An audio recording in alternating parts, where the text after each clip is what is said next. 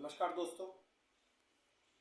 इस ग्रुप पर कई ऐसे भी सदस्य होंगे जो व्यापार करते हैं या कहीं ना कहीं व्यापार से जुड़े हुए हैं। तो ऐसे लोग इस बार एक चीज़ जरूर नोट कर रहे हैं कि दीपावली के बाद व्यापार लगभग 50% डाउन हो गया है। मार्केट में व्यापारी की भाषा में बोले तो व्यापार नहीं है, कस्टमर उनकी दुकान पर नाम मात्रा है। इसी का असर ट्रांसपोर्ट पर भी हो रहा है। ट्रांसपोर्ट पर भी जो माल पहले बुक होकर आता था इतना नहीं आ रहा है। तो ऐसा क्या हुआ कि मार्केट में दीपावली के बाद व्यापार बिल्कुल डाउन हो गया या ठप हो गया। तो इसका एक सबसे बड़ा मुख्य कारण है कृषि। हमारा देश कृषि आधारित है और भारत की अर्थव्यवस्था पूरी कृषि से चलती है। कृषि में किसी भी प्रकार का परिवर्तन होना भारत की इकोनॉमी को भी परिवर्तित करती है। और उसी का उदाहरण है कि अभी व्यापार नाम मात्र हो रहा है या काफी ठप हो चुका है।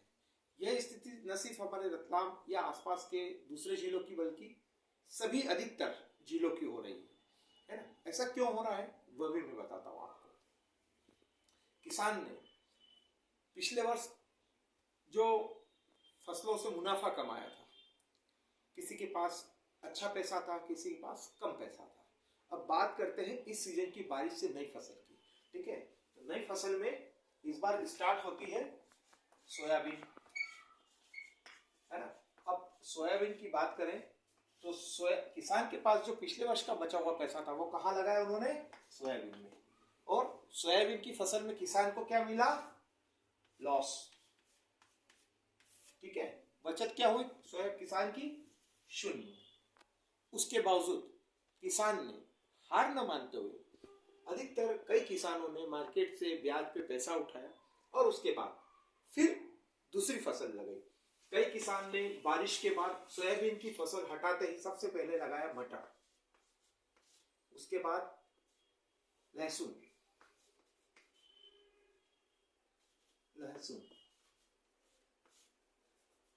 और प्याज।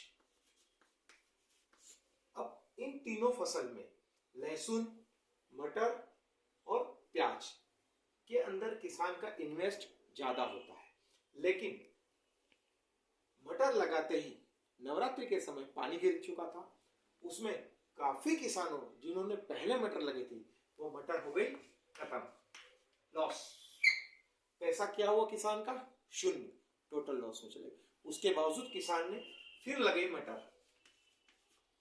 अब ये तीनों फसल लगाने के बाद किसान ने लगाया गेहूं। अब किसान के पास कौन कौन सी फसल है? मटर, प्याज, लहसुन और गेहूं। अब अगर इन चार फसल की बात करें, मटर, लहसुन, प्याज और गेहूं,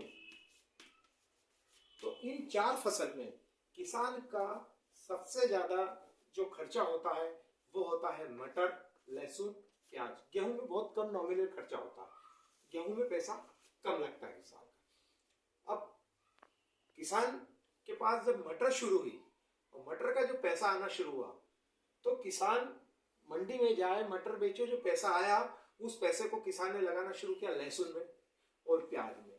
क्योंकि लहसुन और प्याज ये दो ऐसी फसल है जिनमें नियमित रूप से किसान को दवाई स्प्रे करना है, फर्टिलाइजर देना है और साथ ही हर 10 से 15 दिन में इनकी निदाई गुड़ाई होती है। तो किसान का पैसा जा रहा है दवाई में, फर्टिलाइजर में और लेबर में। अब ये इन चारों फसलों के अंदर जो किसान का पैसा जा रहा है, ठीक है, ये पैसा जाने के कारण फर्टिलाइजर में जो पैसा गया, पेस्टिसाइड दवाई में जो पैसा गया और मजदूर में जो पैसा गया, इस पैसे का भी आगे एक और कहानी होती है, वह भी मैं बताता हूँ।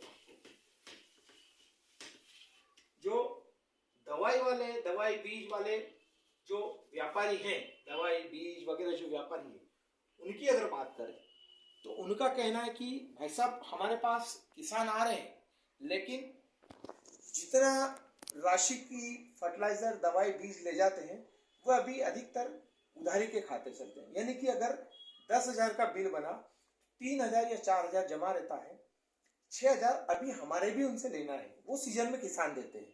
ठीक है, यानी कि दवाई के व्यापारी ने भी अपना पैसा कहीं ना कहीं इनडायरेक्ट इन फसलों में लगा दिया। उसके बाद फिर पैसा बचता है जो किसान ने दिया हुआ है, वो दिया कहाँ दिया है? मजदूर। अब मजदूर को जो पैसा दिया है, वह मजदूर का पैसा, नॉर्मली मजदूर की पर डे की जो आवश्यकता होती है, नॉर्मली आटा, तेल, खाने पीने की जो सामान होता है, वो उसमें खर्च करता है। उसके बाद सबसे बड़ा अभी हमारे रतलाम या मध्य प्रदेश या इंडिया की अगर बात करें तो एक अलग फैक्टर चल रहा है, वो हो रहा है मजदूर का पैसा जा रहा है हर हफ्ते समूह की किस्त।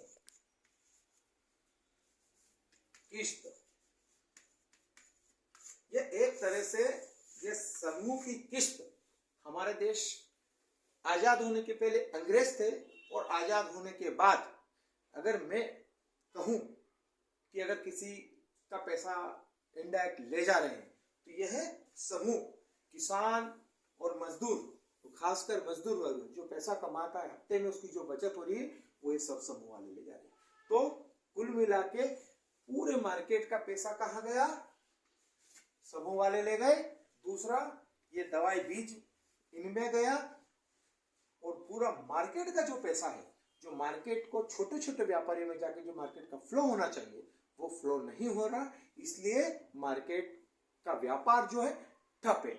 अब आपके मन में क्वेश्चन होगा, ये व्यापार ठप है तो चलेगा कब? तो ये व्यापार चलेगा जब किसान अपनी फसल, जिसमें से फर्स्ट कहें लहसुन,